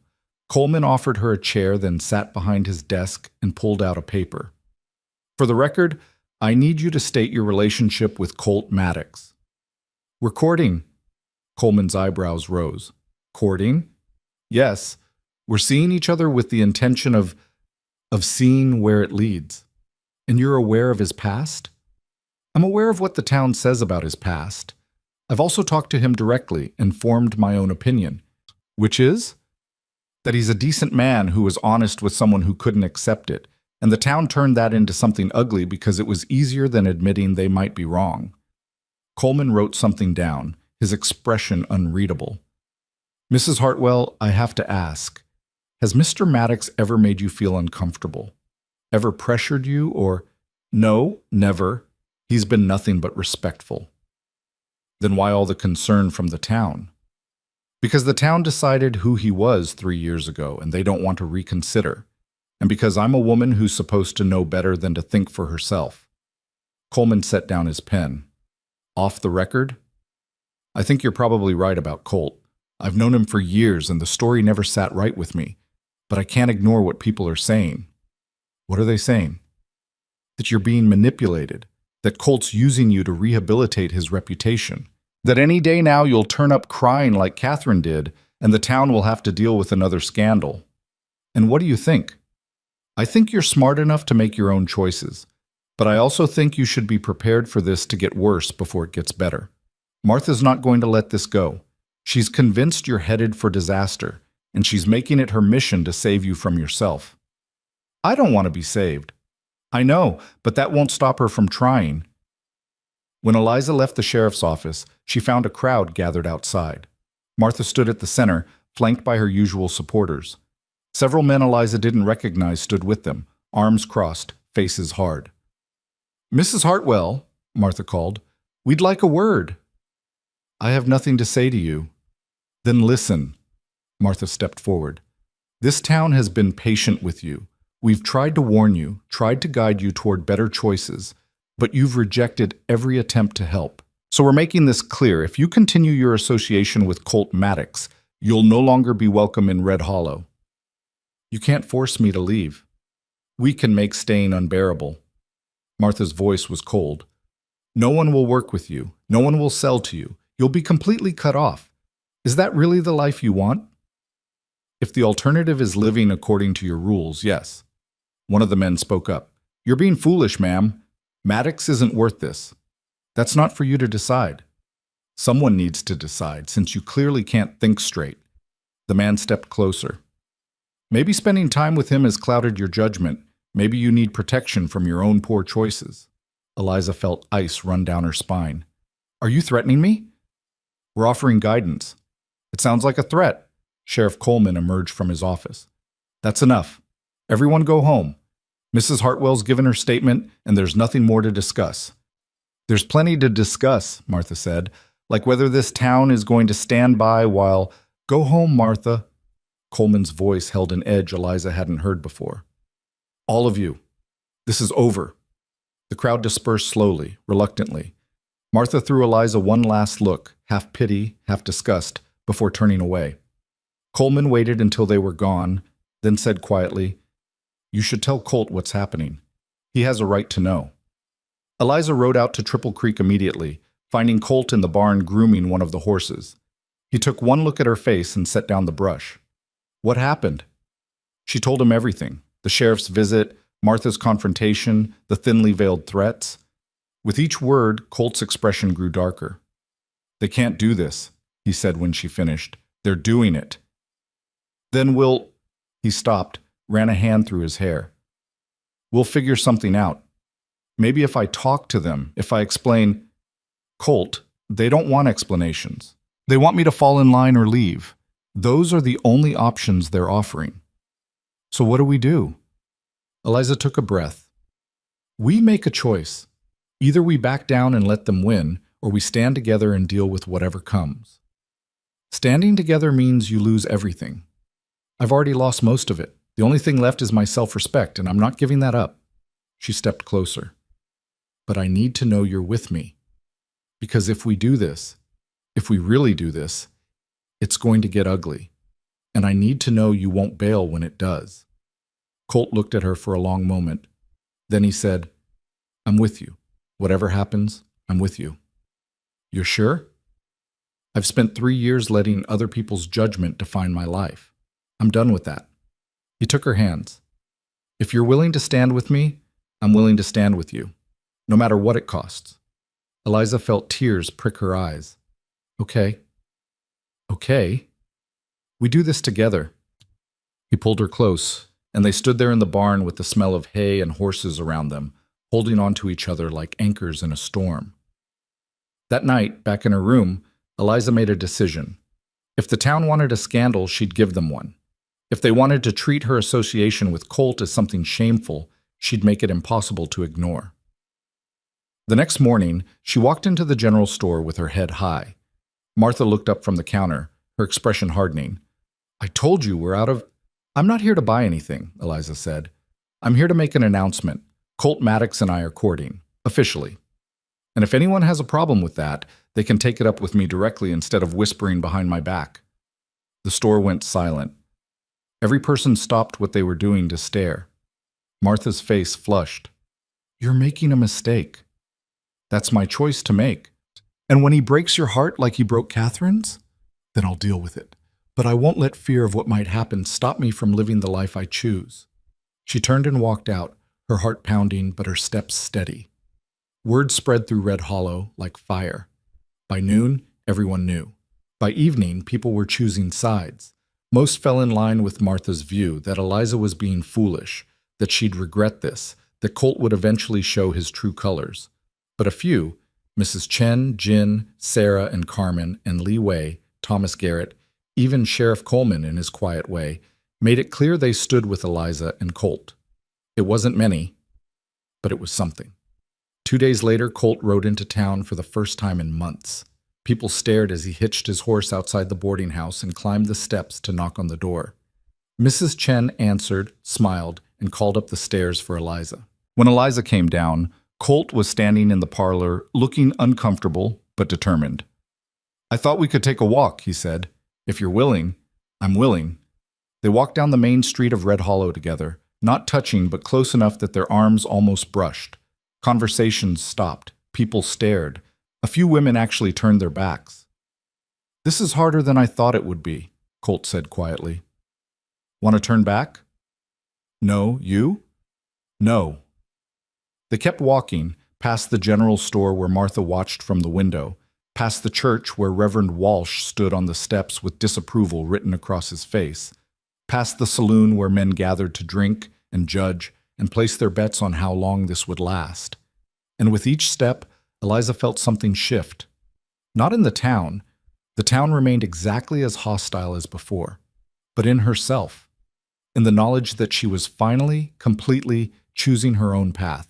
Whatever came next, she'd face it standing up. 3 weeks after their public walk through town, Colt showed up at the boarding house with a ring. It wasn't fancy, a simple gold band with a small stone that caught the light when he turned it in his fingers. He stood in Mrs. Chen's parlor, hat in hand, looking more nervous than Eliza had ever seen him. "I know it's fast," he said. "I know people will say we're being reckless. But I also know that waiting won't make them approve, and I'm tired of living my life based on what they think." He took a breath. "Marry me, Eliza. Not because the town expects it, not because it'll make anything easier, because I want to build a life with you, and I don't want to waste any more time pretending I don't." Eliza stared at the ring, her heart hammering. "Colt, if it's too soon, I understand. If you need time to think—" "Yes." He blinked. "Yes, you need time? Yes, I'll marry you." For a moment he just stood there, like he couldn't quite believe what he'd heard. Then he crossed the room and kissed her, clumsy and relieved and perfect. Mrs. Chen, watching from the doorway, smiled. "I'll put on coffee," she said. "This calls for celebrating." But celebration was short-lived. By the next morning, the entire town knew about the engagement, and the reaction was explosive. Martha Kinney arrived at the boarding house before Eliza had finished breakfast, her face red with fury. "You can't be serious." "I'm completely serious." "He's using you. Can't you see that? He's using you to repair his reputation, to make himself look respectable again. Or maybe he actually cares about me. He cared about Catherine too until he didn't." Martha leaned forward. "Listen to me. I've lived in this town for 20 years. I've seen men like Colt Maddox before. Men who are charming when they want something, who make promises they can't keep. You think you're different, that he'll treat you better, but you're not. You're just the next woman who will end up broken and alone." Eliza stood, meeting Martha's eyes. "You don't know him. You've never tried to know him. You decided who he was based on one person's story, and you've spent 3 years making his life hell, because it's easier than admitting you might have been wrong. I'm trying to save you from making the worst mistake of your life. I've already made the worst mistake of my life, letting people like you decide what I'm worth. I'm not doing it again." Eliza picked up her coffee cup. "Now, if you'll excuse me, I have a wedding to plan." Martha left in a fury, and within hours the town was in an uproar. Men gathered at the saloon to debate whether someone should intervene. Women clustered in the general store to discuss whether Eliza was tragically naive or willfully blind. Reverend Walsh gave a sermon about the dangers of passion overriding good judgment, never mentioning Eliza or Colt by name, but making it crystal clear who he meant. And through it all, bets circulated. How long until the marriage fell apart? How long until Eliza came crying to the sheriff with her own story of mistreatment? Whether Colt would even show up to the wedding, or if he'd abandon her at the altar like the scoundrel everyone knew he was. Thomas Garrett came to see Eliza 3 days after the engagement. He sat in Mrs. Chen's parlor, turning his hat in his hands, looking troubled. "I wanted to talk to you about the wedding," he said. Eliza braced herself. "If you're here to tell me not to do it, I'm here to offer you the ranch for the ceremony." Garrett looked up. "I know Reverend Walsh won't marry you in the church, and I figure you don't want to do it at the courthouse with half the town gawking, so I thought, my ranch has a good piece of land by the creek. It's pretty this time of year. You could have the wedding there." Eliza felt her throat tighten. "Why would you do that?" "Because Colt's the best man I know, and you're the only person in 3 years who's bothered to see it. That's worth celebrating." He set his hat on his knee. "I'll stand up with him too if he wants, as witness or whatever you need." "Thank you," Eliza managed. "That means more than you know." "Just doing what's right." Garrett stood. "And Mrs. Hartwell? Don't let them break you. They'll try, but don't let them." Mrs. Chen helped Eliza make a dress, simple white cotton with lace at the collar, nothing fancy but clean and new. Sarah brought flowers from her garden. Carmen baked a small cake. Li Wei offered to play violin if Eliza wanted music. Jin built a small arbor out of branches and wildflowers. It wasn't the wedding Eliza had imagined as a girl, but it felt more real than anything she'd ever pictured. The night before the ceremony, Colt came to the boarding house. They sat on the porch in the dark, not quite touching, both too aware of what tomorrow meant. "You can still back out," Colt said quietly. "If you wake up tomorrow and realize this is insane, I'll understand." "Will you back out?" "No, but I'm not the one sacrificing everything." "Neither am I. I'm choosing something." She looked at him. "Are you scared?" "Terrified." He almost smiled. "You?" "Same." She reached for his hand. "But I'm also sure, more sure than I've been about anything in a long time. Even knowing what it'll cost? Even knowing that." He squeezed her hand. "Then we'll do it together." The wedding was set for Saturday afternoon. That morning, Eliza woke early, her stomach a knot of nerves and anticipation.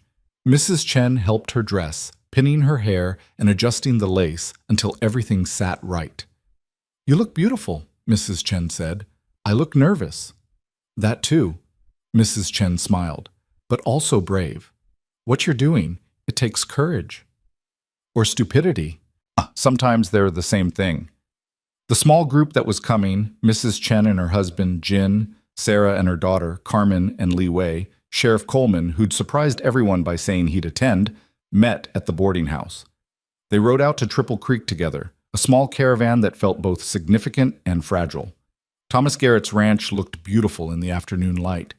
The arbor Jin had built stood near the creek, covered in wildflowers and green branches. A few chairs were arranged in a semicircle. It wasn't grand, but it was honest. Colt stood waiting near the arbor, wearing his best clothes and looking like he might be sick. When he saw Eliza approach, something in his face relaxed. Thomas Garrett stood beside him as witness. On Eliza's side stood Mrs. Chen, steady and supportive. They'd asked Sheriff Coleman to officiate since Reverend Walsh had made it clear he wanted nothing to do with the ceremony. Coleman looked uncomfortable but determined as he opened a small book and began reading the words that would bind them together. The ceremony was short. No elaborate vows, no grand promises, just the simple legal words that made them husband and wife, witnessed by the few people who'd chosen to stand with them. When Coleman said Colt could kiss his bride, Colt leaned in carefully like he was still half afraid Eliza would disappear. The kiss was soft and brief, and when they pulled apart, Eliza saw tears in his eyes. "We did it," he whispered. "We did." The small gathering clapped, and for a moment it felt like maybe this could work. Like maybe love and determination could actually be enough. Then someone shouted from the road. A group of riders approached, 8 or 9 men on horseback, led by someone Eliza didn't recognize. They stopped at the edge of Garrett's property, staying just outside the fence line but close enough to make their presence known. Garrett stepped forward. "This is private property. You need to leave." "We're not on your property," the lead rider called back. He was a thick-built man with a red face and mean eyes. "We're on public land. and we have a right to witness what's happening here. There's nothing to witness. The ceremony's over. Is it? The man looked at Eliza and Colt. Because from where we stand, this looks like the beginning of a mistake. And we wanted to make sure everyone knows. This town's watching. We're all watching. And when this falls apart, when she comes crying about how he mistreated her, we'll remember that she was warned. Colt started forward, but Garrett grabbed his arm. Don't. That's what they want. They can't just... They can, and they are. Garrett's voice was tight. Let it go. The riders stayed there for another 10 minutes, watching in silence, their presence a dark cloud over what should have been a celebration. Finally, they turned and rode back toward town, but the damage was done. The small group tried to salvage the mood. They ate Carmen's cake, drank coffee, made conversation that felt forced and uncomfortable. But everyone could feel it, the weight of the town's judgment, the knowledge that this was far from over. When the guests finally left, Eliza and Colt stood alone by the creek, watching the water flow past. I'm sorry, Colt said. For what? For this. For bringing all this down on you. You didn't bring anything down on me. They did. Eliza turned to face him. And I meant what I said. I chose this. I choose you. Even after that? Especially after that. Because now we know exactly what we're up against, and we're still standing. He pulled her close, and they stayed like that until the sun started to set and the air turned cool. They decided to stay at Colt's cabin rather than the boarding house. It made sense practically. More space, more privacy. But it also felt like a statement.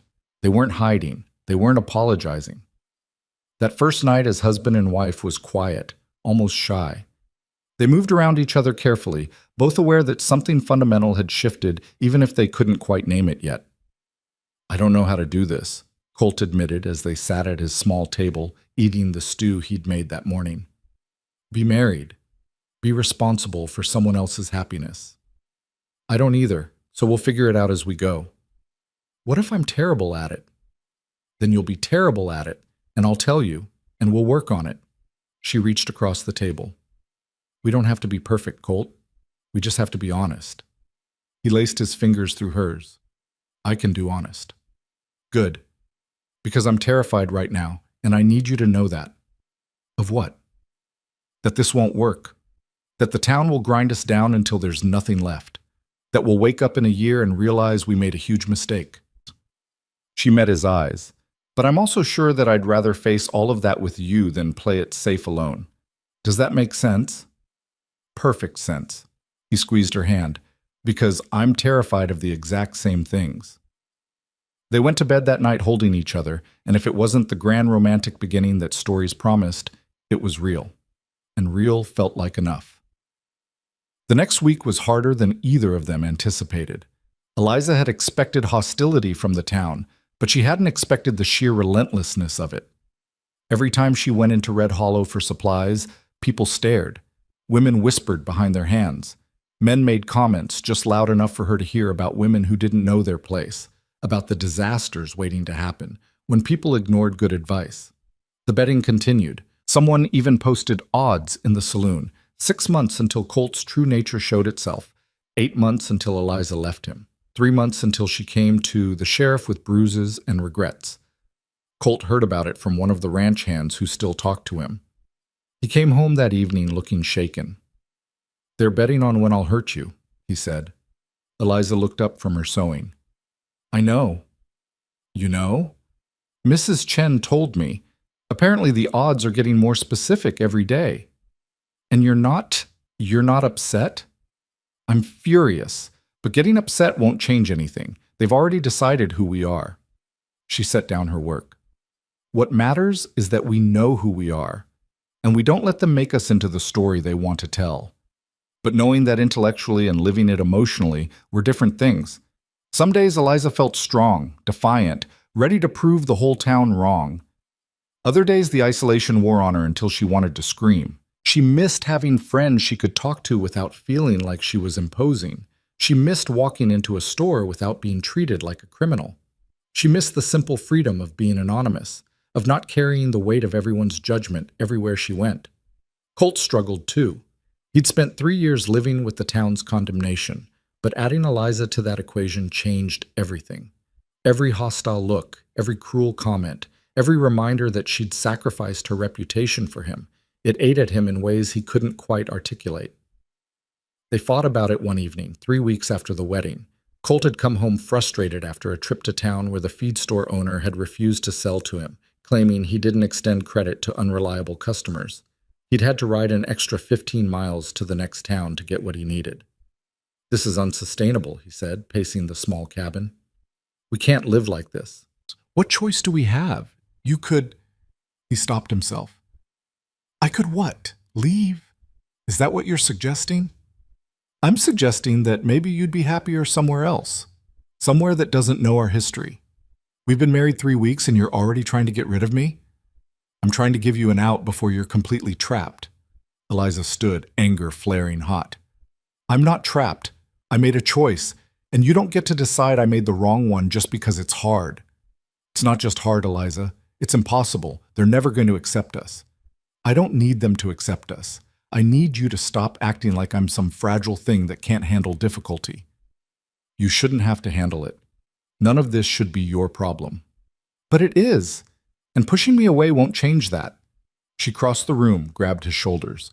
"Listen to me. I knew what I was getting into. Maybe not every detail, but I knew it would be hard.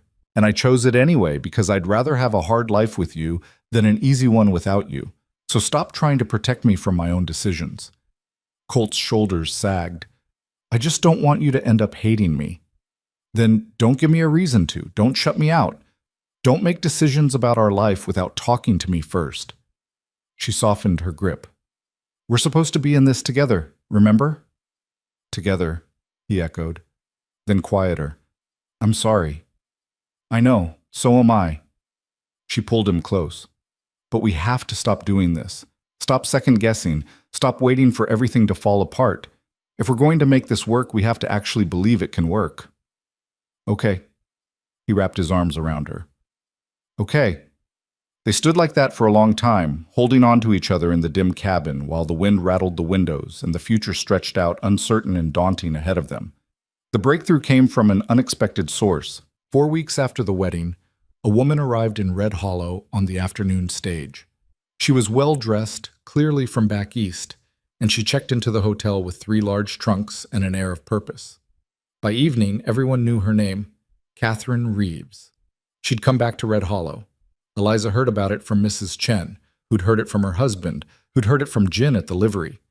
Catherine had arrived asking questions about Colt, about whether he still lived in town, about the woman he'd supposedly married. "She wants to see you," Mrs. Chen said. "She sent a message. She's at the hotel, and she'd like to speak with you." Eliza's first instinct was to refuse. Catherine Reeves was the reason for all of this. The accusations, the rumors, the 3 years of exile Colt had endured.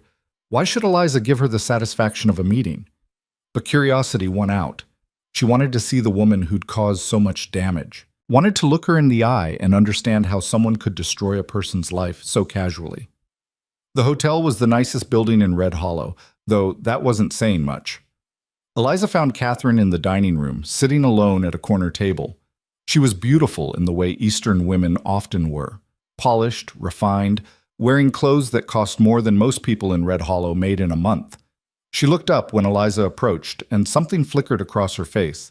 Surprise, maybe. Or assessment. "Mrs. Maddox," Catherine said. "Thank you for coming." "It's Mrs. Maddox now," Eliza corrected, sitting down across from her. "I heard. Congratulations." Catherine's smile didn't reach her eyes. "I wanted to meet you. To see the woman who succeeded where I failed." "I didn't succeed at anything. I just made a different choice than you did." "Did you?" Catherine leaned forward. "Or did you just not know him long enough to see the truth?" Eliza kept her voice level. "What truth would that be?"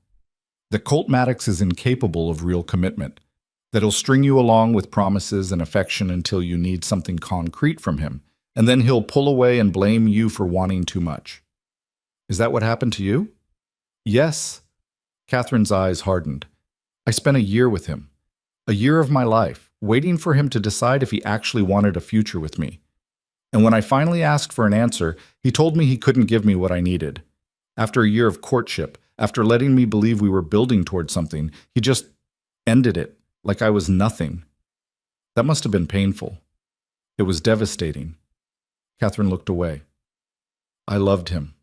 And he made me feel like I was asking for too much by wanting basic certainty, like I was the problem for needing to know where we stood. Eliza studied her, this woman who'd turned heartbreak into a weapon, who'd let her pain become someone else's punishment. She felt an unexpected twinge of sympathy. I'm sorry you were hurt, Eliza said, but that doesn't excuse what you did after. Catherine's gaze snapped back. What I did? Telling the town he mistreated you, making it sound like he'd done something terrible instead of just being honest about his feelings. I never said he mistreated me. Eliza stared at her. Yes, you did. That's the whole reason the town... I said he broke my heart. I said he led me on and then refused to commit.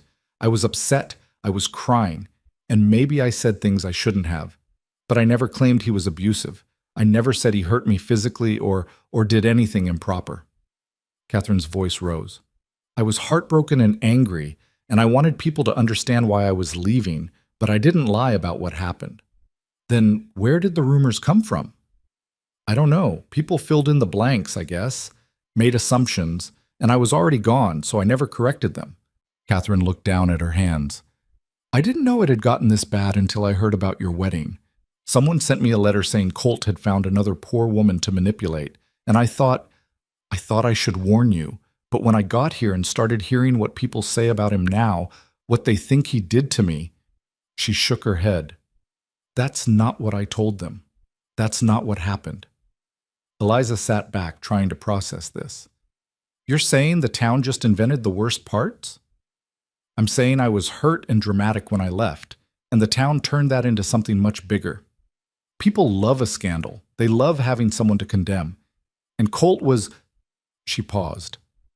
He was always a little apart from everyone else, a little too quiet, too self-contained. So when I gave them a reason to see him as a villain, they ran with it. And you never came back to set the record straight. Why would I? I was humiliated. I'd moved across the country for a teaching position, fallen in love with a man who didn't love me back, and then had to slink home in shame. Coming back to clarify would have just meant reliving all of it. Catherine met Eliza's eyes. But I never wanted this. I never wanted him to be destroyed. I just wanted people to understand why I was hurt. Well, they understood. And then they decided to punish him for it. I know, and I'm sorry for that, truly. Catherine twisted her napkin. Is he happy with you? Eliza thought about Colt, his hesitation, his fear, the way he sometimes looked at her like he couldn't quite believe she was real. He's trying to be. That's more than I could give him. Catherine stood. I'm leaving tomorrow, back east. But I wanted you to know, whatever people told you about what happened between us, it wasn't as terrible as they made it sound. He didn't abuse me. He was just honest when I didn't want honesty. And that's not a crime. After Catherine left, Eliza sat in the hotel dining room for a long time, thinking. The town had taken a simple heartbreak and turned it into a monster story. They'd taken Catherine's pain and Colt's honesty and twisted it into something ugly because it was easier than accepting that sometimes relationships ended without anyone being evil. And they'd spent 3 years punishing Colt for a crime he'd never committed. The question was, would they listen if someone told them the truth? Eliza found Martha Kinney at the general store the next morning. I need to talk to you about Catherine Reeves. Martha's expression hardened. I have nothing to say about that woman. Then just listen. Eliza took a breath. Catherine came back to town. I spoke with her yesterday, and she told me what actually happened between her and Colt. We already know what happened. No, you know what you assumed happened, but Catherine never said Colt hurt her. She said he broke her heart by being honest about his feelings. The town took that and turned it into something much worse. Martha crossed her arms. I don't believe you. Then ask her yourself. She's at the hotel. She's leaving today, but she's there right now. Eliza leaned forward. You've spent 3 years condemning a man based on rumors you never verified. Don't you think he deserves to have the truth told? The truth is that he drove a decent woman out of town. The truth is that he ended a relationship that wasn't working, and she left because she was embarrassed. That's all. That's the whole story. Martha's face was red. You're just saying this to defend your husband. I'm saying this because it's true, and because I'm tired of watching people destroy someone based on lies. Eliza straightened. Catherine's at the hotel right now. Go talk to her. Ask her directly what Colt did, and then decide if you want to keep perpetuating this story. She left before Martha could respond, but the seed was planted, and seeds, once planted, had a way of growing whether you wanted them to or not. By noon, the entire town knew that Catherine Reeves had returned and that Martha Kinney had been seen entering the hotel looking grim. By evening, the whispers had shifted from certainty to confusion. Eliza heard fragments of it from Mrs. Chen, who'd been at the general store when Martha emerged from her meeting with Catherine. Apparently, Martha had stood in the middle of the store, silent and pale, while Mrs. Paulson asked her what Catherine had said. She said we were wrong, Martha had finally answered, her voice barely above a whisper. She said she never claimed he hurt her, that we made assumptions. Mrs. Paulson had tried to argue, tried to say that Catherine must be protecting him now, but Martha had shaken her head. No, I saw her face. She was telling the truth. We were wrong about Colt Maddox. The admission spread through Red Hollow like smoke. Some people refused to believe it, insisted that Catherine must have been manipulated or was lying to protect her own reputation now. But others, enough others, started to question, started to remember that they'd never actually heard Catherine say Colt had been cruel or violent, that the story had grown in the telling, fed by assumption and the town's eagerness for scandal. Colt heard about it from Thomas Garrett, who rode out to the cabin that evening looking cautiously optimistic. Catherine talked to Martha, Garrett said, told her the truth about what happened between you two. Or what didn't happen, I guess. Colt sat heavily in one of the porch chairs. And Martha's telling people they were wrong about you. Garrett leaned against the rail. Not everyone's listening, but some are. It's a start. A start to what? To maybe getting your life back, your reputation. Colt laughed bitterly. My reputation's been dirt for 3 years. One conversation isn't going to fix that. Maybe not, but it's more than you had yesterday. Garrett looked at him seriously. Don't dismiss this, Colt. Catherine coming back, setting the record straight, that matters. People listen to her in a way they won't listen to you or Eliza. When Eliza came home from Mrs. Chen's, she found Colt sitting on the porch in the dark, staring out at nothing. Thomas told you, she said, sitting beside him. Yeah. And? And I don't know what to do with it. He ran a hand through his hair. 3 years, Eliza. 3 years of being treated like I'm dangerous, like I'm something to avoid. And now they're just supposed to, what? Apologize? Pretend it never happened? I don't know, maybe. It doesn't work that way. You can't unring a bell. The damage is done. Eliza took his hand.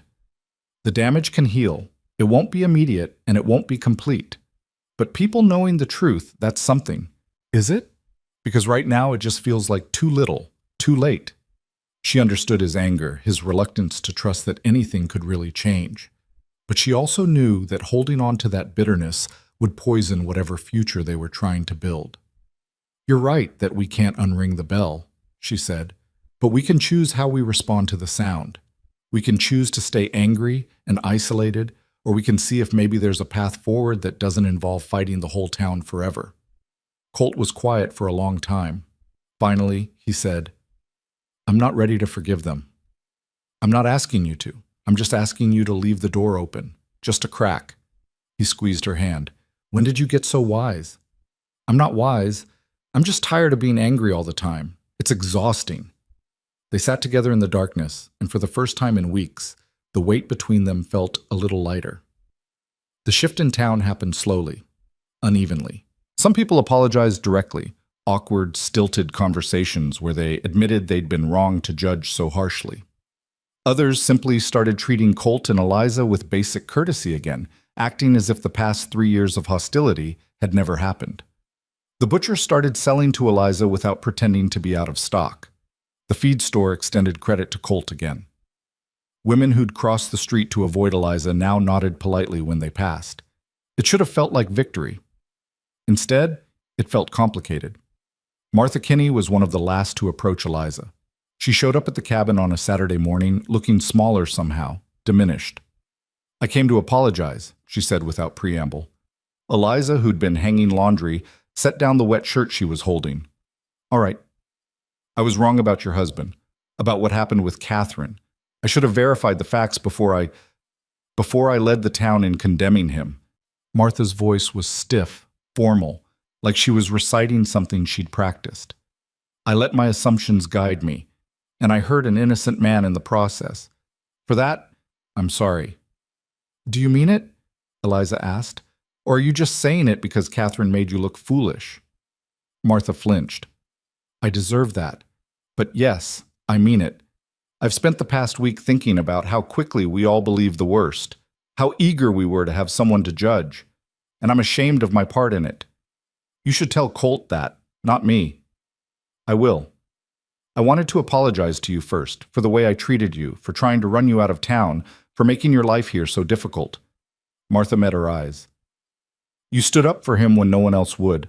That took courage. And I tried to punish you for it." Eliza felt some of the anger she'd been carrying start to loosen. "Thank you for saying that. I don't expect you to forgive me, but I wanted you to know that I see what I did, and I regret it." After Martha left, Eliza went inside to find Colt working on repairing a chair leg. She told him about the conversation, and he listened without comment. "She wants to apologize to you too," Eliza said. "I heard." Colt set down his tools. "I don't think I can do it. Accept her apology, I mean. Not yet." "That's fair." "Is it? Because everyone else seems to think we should just move on. Let bygones be bygones. Everyone else didn't spend 3 years being treated like a criminal. You get to take whatever time you need." He pulled her close, rested his chin on top of her head. "What would I do without you?" "Probably the same thing you did before I got here. Survive.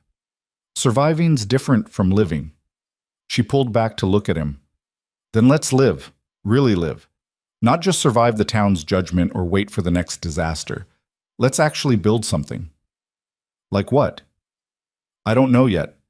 But something that's ours." Over the next few weeks, they started to do exactly that. Colt began taking on more work at the ranch, accepting jobs he'd turned down during the worst of the isolation.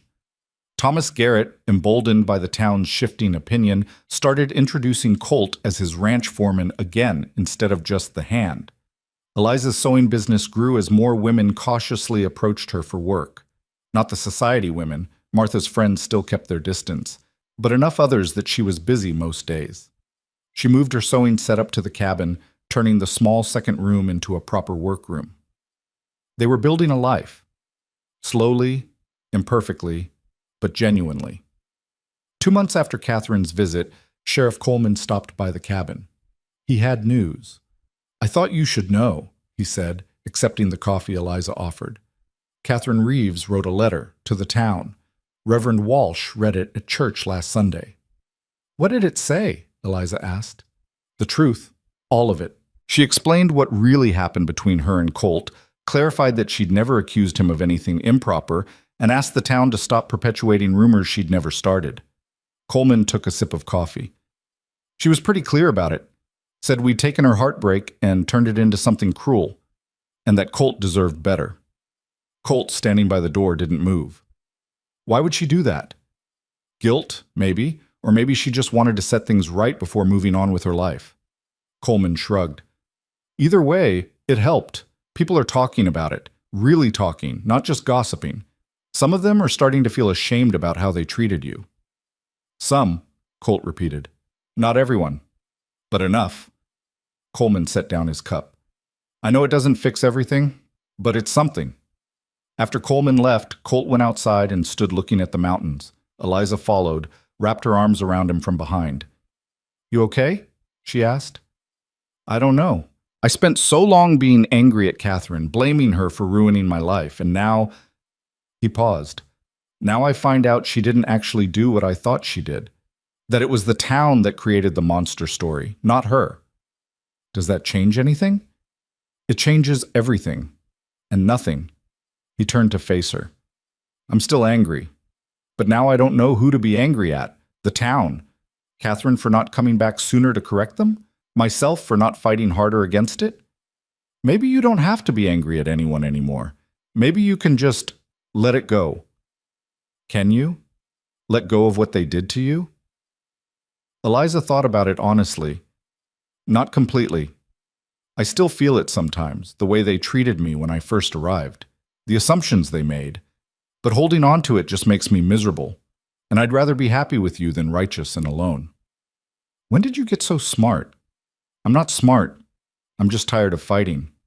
He kissed her forehead. Me too. The real turning point came 4 months after Catherine's letter, when Thomas Garrett made Colt a partner in the ranch. I've been thinking about this for a while, Garrett said, sitting across from Colt and Eliza at their cabin. I'm not getting any younger, and I don't have kids to leave the ranch to. You've been the best foreman I've ever had, and you know this land better than anyone. So I'm offering you a stake, 20% to start, with the option to buy more over time. Colt stared at him. Thomas, I can't. You can. I've already drawn up the papers. You'll have a real income, a real future. And when I'm gone, this place will be in good hands. Why are you doing this? Because you've earned it. And because I'm done watching good people get punished for things they didn't do. Garrett looked at Eliza. Both of you, you've proven yourselves 10 times over. It's time you got something back. Eliza felt tears prick her eyes. Thank you. Don't thank me. Just keep doing what you're doing, building something real. The partnership changed everything. Suddenly Colt wasn't just the hired hand. He was a landowner, someone with a stake in the community's future. People who'd been cautiously polite became genuinely friendly. Men who'd avoided him at the saloon started inviting him to join their conversations. It wasn't universal. Some people still crossed the street when they saw him coming. Some still whispered that Catherine's letter was probably coerced, that Colt had manipulated both women. But they were the minority now, and their voices carried less weight. Eliza's business continued to grow. She hired Lee Wei as an assistant when the work became too much for one person.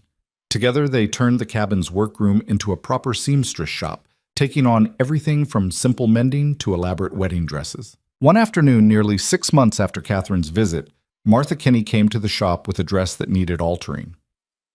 I know I'm probably the last person you want to see, she said, standing in the doorway looking uncomfortable. But Mrs. Chen said you do good work, and I have a dress that needs letting out. Eliza looked at her for a long moment. She could refuse, could turn Martha away and let her feel what it was like to be rejected. But what would that solve? Come in, she said instead. Martha entered cautiously, handed over the dress. While Eliza examined it, Martha said, I spoke to your husband last week. I apologized properly, told him I was wrong about him. What did he say? That he appreciated it, but he wasn't ready to forget. Which is fair. More than fair, considering. Martha twisted her hands. I've been thinking a lot about why I was so quick to believe the worst about him. And I think it's because it was easier. Easier to have someone to look down on than to admit that sometimes relationships end and no one's the villain. Easier to judge than to show compassion. That's very honest. I'm trying to be better, to think before I judge. It's harder than I expected. Martha managed a small smile. You knew that from the start, didn't you? That judging without proof was wrong? I knew what it felt like to be on the receiving end of it. That was enough. Well, for what it's worth, I'm sorry to both of you. I'll tell Colt you said so. When Colt came home that evening, Eliza told him about Martha's visit. He listened quietly, then said, I'm not sure I can forgive her, not completely. You don't have to, but maybe you can stop carrying the anger around everywhere. It's heavy, and I think it's wearing you down. He thought about that. You're right, it is heavy. So put it down. Not for her sake, for yours. That night, they sat on the porch and talked about the future, about the ranch, about Eliza's growing business, about the possibility of buying more land and building a bigger house, about children maybe, someday, if they were lucky. It felt strange to plan that far ahead, to believe they might actually have a future in Red Hollow that wasn't defined by struggle and judgment, but it also felt right. A year after Eliza's arrival in Red Hollow, the town held a harvest festival. It was the first year Colt had attended in over 4 years. The first year he didn't feel like his presence would ruin the event. He and Eliza walked through the booths together, buying preserves and baked goods, watching the children play games. People greeted them by name, stopped to chat, treated them like any other couple in town. It wasn't perfect. There were still a few cold shoulders, still some people who made their disapproval clear, but they were outnumbered now by people who'd moved on, who'd accepted that they'd been wrong and were willing to treat Colt and Eliza with basic human decency. At one point, Eliza spotted Catherine Reeves' mother across the festival grounds. The older woman met her eyes, nodded once, not quite friendly, but not hostile either. An acknowledgement. "Did you see that?" Eliza murmured to Colt. "I saw." "Progress?" "Something like that." They stayed at the festival until evening, until the music started and people began dancing in the town square. Colt, who'd claimed for months that he didn't dance, surprised Eliza by pulling her into the crowd. "I thought you didn't dance," she said as he spun her clumsily. "I don't, but I figured it was time to try something new." She laughed, and he smiled, and for a moment everything else fell away. The past year of struggle, the judgment, the isolation, it was all still there, still part of their story. But it didn't define them anymore. They'd outlasted it. Not by being perfect, not by winning everyone over, but by refusing to let other people's opinions determine their worth. As the music played and the stars came out, Eliza looked around at the town that had tried so hard to break them. Some of these people had apologized. Some had simply moved on. Some still harbored resentment, and probably always would. And that was okay, because she and Colt had built something stronger than the town's approval. They'd built a life based on truth and trust, and the stubborn refusal to believe the worst about each other. 2 years after their wedding, Thomas Garrett retired and sold Colt the remaining stake in the ranch. Colt Maddox, once the town outcast, became the sole owner of one of the most successful properties in the county. The irony wasn't lost on anyone. Eliza's seamstress business had grown enough that she'd moved into a proper shop on Main Street, right across from Martha Kinney's general store. Leeway ran the day-to-day operations while Eliza focused on design work and managing the growing list of clients from surrounding towns. They'd built a new house on the ranch property, nothing fancy but solid and spacious, with room for the family they were starting to talk about seriously. The old cabin became storage, a reminder of where they'd started. One evening, sitting on the porch of their new house, watching the sun set over the mountains, Colt said, "Do you ever think about what would have happened if you'd listened to everyone? If you'd stayed away from me?" "Sometimes," Eliza admitted, "but not with regret, more with curiosity. What would my life look like if I'd played it safe? Probably easier. Probably lonelier." She leaned against him. "I don't want easy, I want real. And this," she gestured at the ranch, at the life they'd built together. "This is as real as it gets. No regrets?" "Not one." "You?" He kissed the top of her head. "Not a single one." 5 years after Eliza first rode into Red Hollow, the town threw a celebration for the Maddox Ranch's expansion. Colt had bought the neighboring property and was combining the operations, making it one of the largest ranches in Montana. The whole town turned out. There were speeches, toasts, congratulations from people who'd once bet on how quickly the marriage would fail. Martha Kinney gave a speech about perseverance and community, carefully avoiding any mention of her own role in making that perseverance necessary. Colt stood at the front of the crowd, uncomfortable with the attention but gracious in his acceptance. When he spoke, he kept it brief. 5 years ago, most of you wanted nothing to do with me. You decided who I was based on rumors and assumptions, and nothing I could say would change your minds." He paused, let that sink in. "Then Eliza came to town, and she did something radical. She talked to me, she listened, she made her own judgment instead of accepting yours. And that changed everything." He looked at Eliza standing beside him. "This success, this ranch, this life, none of it would exist without her. She stood by me when it cost her everything. She believed in me when no one else would. And she taught this town something important, that reputation is just a story people agree to tell, and stories can be wrong." The crowd was silent. "So yes, I'm grateful for this expansion. I'm grateful for the opportunity to keep building, but mostly I'm grateful to my wife, who saw past the story to the truth, and who had the courage to choose the truth even when it was hard. The applause was genuine this time, warm and sustained. People came up after to shake Colt's hand, to tell Eliza how much they admired her courage, to act as though they'd always believed in the couple. Some of it was probably sincere. Some was definitely revisionist history. But it didn't matter anymore, because Colt and Eliza had stopped needing the town's approval years ago. They'd built something that existed independently of public opinion, something that would outlast any reputation or scandal. That night, back at their house, Eliza found Colt standing at the window looking out at the ranch. "What are you thinking?" she asked. "That we did it. We actually did it." "Did what?" "Outlasted them. Built something they can't take away." He turned to face her.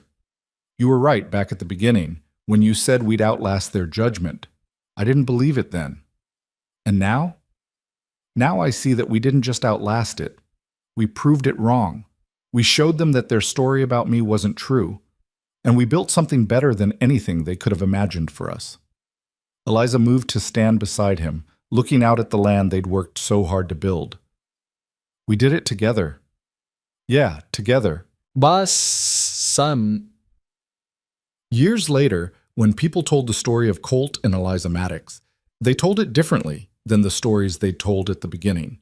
They talked about the couple who defied the town's judgment and built one of the most successful ranches in Montana, about the woman who'd seen past rumors to truth, and the man who'd been vindicated by time and perseverance. Some people even claimed they'd supported the couple from the start, that they'd always known Colt was a good man, that they'd never believed the rumors about Catherine Reeves.